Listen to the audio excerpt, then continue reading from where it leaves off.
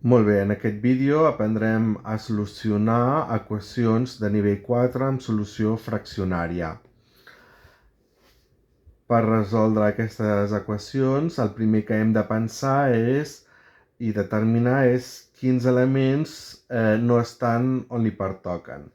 Recordem que a la part esquerra ens han de quedar termes que continguin la incògnita i a la part dreta els que no tenen la incògnita.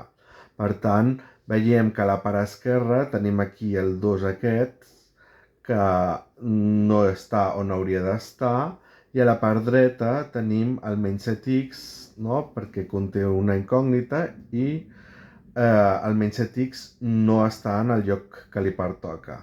Bé, doncs el que farem serà primer eliminar aquest menys 7x, doncs per eliminar-lo de la part de la dreta, com que està restant, el que farem serà sumar 7x als dos cantons. Doncs si sumem 7x als dos cantons, em queda 7x menys 3x, em queden 4x, aquí el 2 no es canvia, aquest es simplifica amb aquest d'aquí, i a la part dreta només em queda un 5. Per eliminar aquest 2, com que està sumant, el que farem serà restar 2 en els dos cantons. I em queda que en el cantó esquerre 4x i aquest 2 i aquest menys 2 es simplifiquen, i a la part dreta em queda 5 menys 2, que són 3. Ara, per eliminar aquest 4 de tal forma que ens quedi la x soleta, el que farem serà dividir per 4 els dos cantons. Doncs aleshores, ara aquest 4 s'elimina amb aquest 4 i a la part esquerra em queda x i a la part dreta em queda 3 quarts.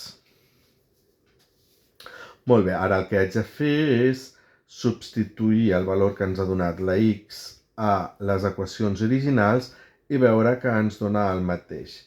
Si faig això a la part esquerra, doncs tinc menys 3 per el valor de l'x, que és 3 quarts, més el 2. I ara calculem. Tinc un número enter per una fracció, per tant multiplico el número enter per el numerador, no? I a baix em queda el denominador, més 2.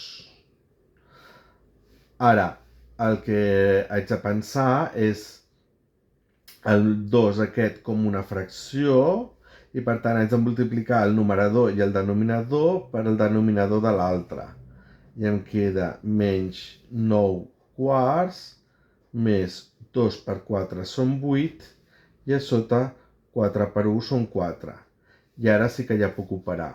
Menys 9 més 8 són menys 1. Per tant, el resultat és menys 1 quart. A la part de la dreta faig el mateix i tinc menys 7 per la x, que és 3 quarts, i després un més 5. Doncs vinga, fem el mateix, multiplico el menys 7 per el 3 i em queda menys 21, i a sota em queda un quart, no? Més 5. Ara transformo aquest número enter en una fracció i l'haig de multiplicar numerador i denominador per 4. Per tant, em queda menys 21 quarts, més 5 per 4 són 20, i a sota em queden 4.